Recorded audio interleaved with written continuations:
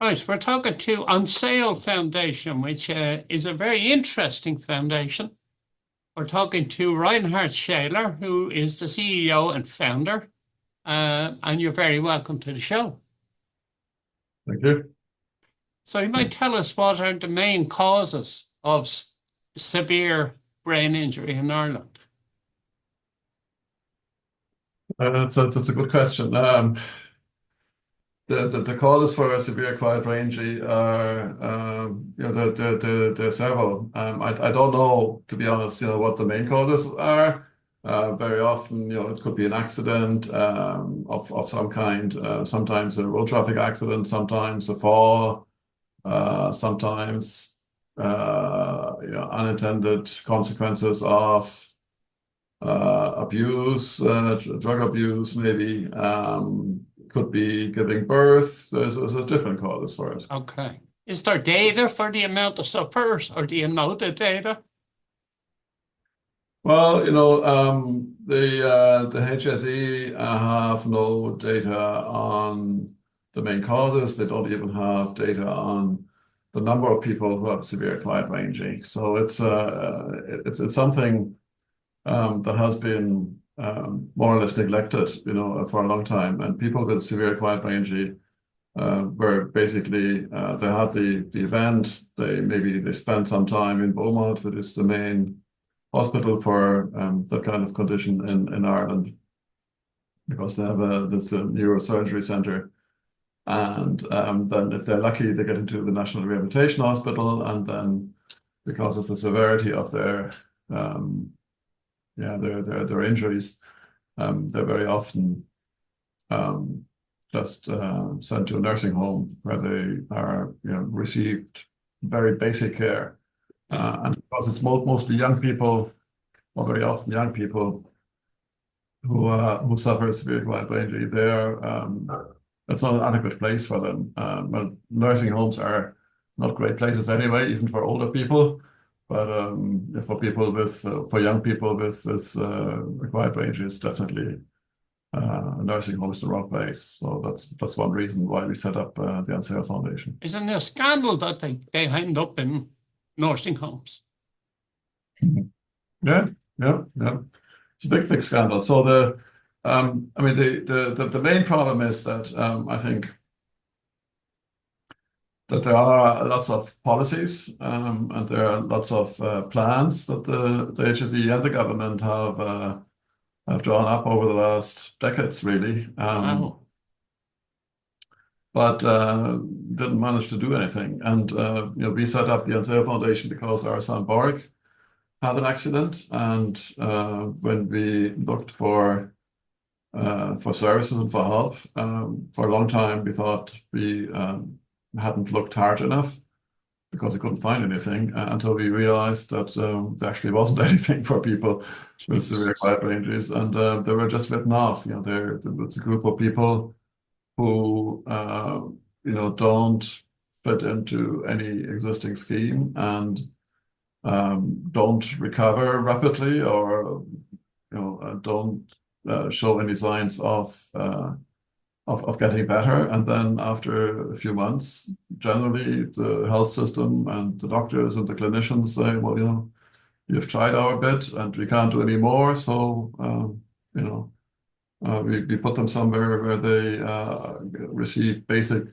maintenance care, basically, and written off. So many people have been asked for their organs because they were going to have a miserable life, and it was suggested that with an organ donation they could help other people to improve their quality of life. And so they're very, very, very difficult and very, very hard and very, very traumatic situations there. Yeah, and it is a scandal, as you said. It is a scandal. Absolutely. There before, yeah. It's kind of we can't do much, so there's nothing going to happen. Yeah, and it is like so often, it's really it was up to the people affected by it, who are already in a very difficult situation, very deeply traumatized, very deep. You're thrown from 1 minute into the next into a situation that you are not really familiar with at all. and you have to cope with that, and you spend all your energy coping with it, and there's very little time to do anything else. So for us to set up the NCL Foundation, to set up a center, to propose a pilot project, to demonstrate, what can be done, it was very hard work and still is. Well, it's ironic that you don't only have to deal with the situation, but you basically have to set up your own therapy center, Yeah. and support center. Yeah. So let's talk about that. Talk about the setup of sABI Foundation. When did it happen? Well, it happened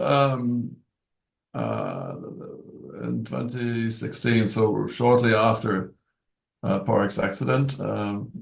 As I said, when we looked around and for services and discovered that there weren't any, we thought, well, will we do just something for our son? We also got to know other families, and then we decided, well, we do something bigger, and proposed a pilot project to the then Minister for Health, Simon Harris.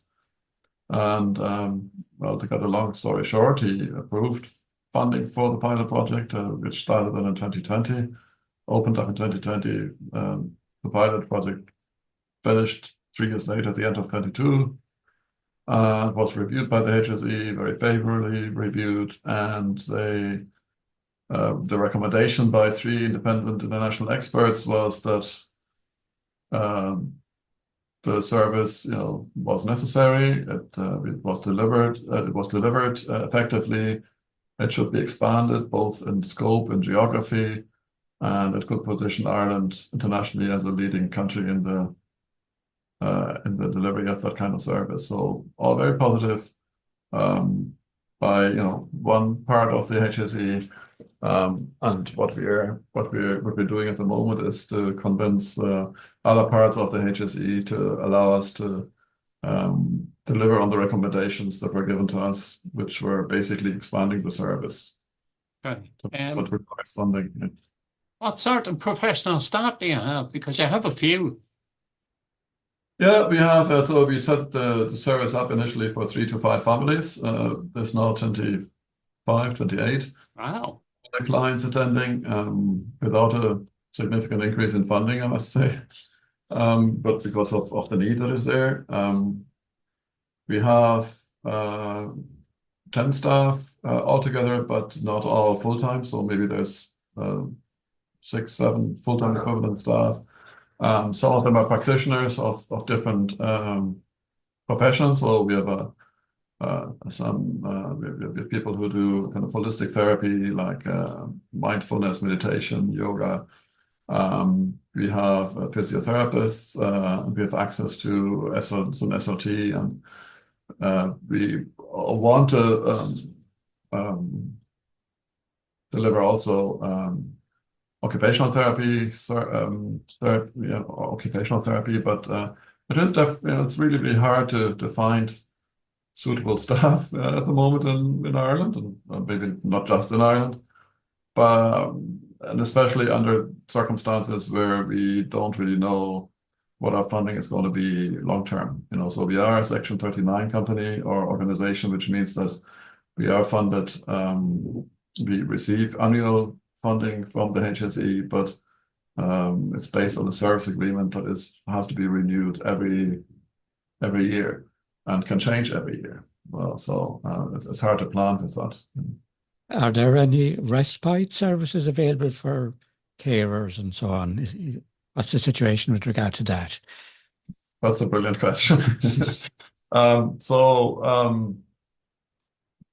What we started with was basically a day center service. So people come here in the morning for a few hours, and they leave, either at lunchtime, or they come at lunchtime and leave later in the afternoon. And so nobody's staying here long term. People come maybe 4 times, 3 times a week for a number of hours. It depends from client to client. And what we've learned and what we know from our own experience is that you need respite services, but you also need kind of a living environment where people with that condition can live and maybe Well, definitely not in a nursing home kind of place, but at the moment, people who are not in nursing homes, they have to live at home, and that puts an extraordinary strain on the families, because they're people who basically are fully dependent on everything in their activities of daily living. So they need to be washed, they need to be helped with eating and drinking if they eat and drink. A lot of them are non-verbal, incontinent. So there's a lot of work, physical, and very hard work involved. Yeah. And as families and parents and get older, that is an issue. So we have proposed a center that we called Shock and Saol, so it's a house of life basically. And we are in the process of putting plans together, applying for planning permission, and that Shock and Saol project encompasses four hubs, four elements. One is a social hub, one is a therapy hub, and then there's respite and transitional living. And so the HSE in their wisdom have decided to cut that down into two phases. One is the social hub and the therapy hub, and the other one is then phase two would be the respite and the transitional living hub. And there is very little respite available, and there's no living available. So people with that condition, the only places they can go to really are placements in the kind of nursing home environments. And our experience, well, when I say ours, it's the families who are attending here. They have taken their mostly their children, but also sometimes partners, out of those environments because they're not just inadequate, but they can also be dangerous. Despite the best intent, there is, it's terribly complicated that, very often, people tell the politicians that they need something, and something needs to be done. And then you get promises. In our case, we say, well, we need something and something needs to be done, but we're doing it ourselves. So the only thing that we don't need anybody to set up a service or to recruit people to deliver it. We are ready, and we have shown that we are capable to build up new services that have been called for a long time ourselves. We just need the money basically to do it. And as we all know, I don't think the HSE very often says that some services are too expensive or they can't be paid for, but I think that is not true, and it's an art that is put out there easily and very often without any foundation. Because if you just as an example, he is on no medication. He is probably healthier than I am, but he is highly dependent, and other people in his situation who haven't received the support that he has been receiving because of our initiative, they are in and out of hospitals there, and some of them have died. So if somebody dies, obviously there's no more costs. Yeah. But that's something, and some people opt for that maybe, because they say, I don't want to live with that kind of really dramatic injury and condition, but other people want to live, so if they want to live, they need to receive that support. And if they receive that support, they can conduct a healthy, fulfilled life, even if it's very different from what they had imagined earlier, before their accident. So I'll go back to the question I asked you. It seems like a very community-based approach that Saol Foundation has towards people with severe acquired brain injury. Yes, that's true, and it's driven really by the people affected by it. So it's not driven by a hospital, it's not driven by a doctor. or a physiotherapist or any other clinician. It's driven by the people affected by it and their needs, and that's really at the center of what we're doing. And that was a bit of a culture change in the system, I think. And what is On Sale pilot project all about? Well, the pilot project started in, as I said, in 2020 and finished at the end of, beginning of 2020, which was bad timing because we opened up in January and closed in March for COVID. But then opened up again slowly, But and then it finished up officially at the end of 2022. And the idea of the pilot project was to demonstrate that the service was necessary and could be delivered, and that we were in a position to do that.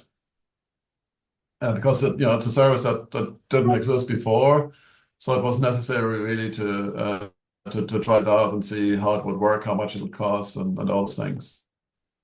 Aside from the chalk, have you any other projects for the future? Well, Chicken Sale is pretty big. So what we are planning now, so we got the agreement from Dublin City Council for a site in Ballymun, behind the Civic Centre in Ballymun, and it's about 1 hectare. It's 2.5 acres, roughly. There's enough space there to set up the 4 hubs that I mentioned. The social hub, which is going to be a big cafe and a big kind of community area, not just for the clients, but also for the people up in Ballymun. Big therapy area, and then that's phase 1, and then there's also space for phase 2, which will be done once phase 1 has finished, and that's the respite and the transitional living. So there's a hell of a lot of work by the foundation by a hell of a lot of people. Do you see results at the end of it? Well, people wouldn't be coming, if it wouldn't help them. So nobody makes them come, nobody tells them come. So they're attending, and there's a growing number of people attending. The more people hear about us, the more inquiries we are getting, and it's something that is needed, and it's for people who literally have been and are still being written off as non-curable, as no hopers, as people who will probably die anytime. But they're not. They would rather live. They're there to find the support that they need to live their life in the best possible way. And that's why I have kind of the tagline, life and living with a severe client-lung injury. Now, we're not curing anything. Well, we help them to get better, obviously, but it's tricky mostly about that condition. Right. And parents must get great comfort by all of the approach that you use. I think they do, and I mean the good thing about it is that we all know like to live with that vision. So we are not the outside, so we've a little bit of an inside view too. We know the trauma that everybody's living through and the pressures that they find in like every day, and the supports that people need. And a thing with if somebody, and you can just imagine that, to be in it's hard to imagine it, but if you are in a position where you probably, not only not talk, but have no voice, where you're completely dependent on people helping you, you need a lot of trust, and that trust really, it takes time and it takes the right people. So, it would be hard to develop that trust in a system which is the standard system at the moment, where people get a number of hours of care, or are in a nursing home where they're being washed and maybe turned from the left to the right and get a little bit, once or twice a week, get a little bit of movement and exercise, but far too little. And where the institution or the placement where they are is kind of dominated by or driven by commercial concerns. We are a foundation, we are not for profit.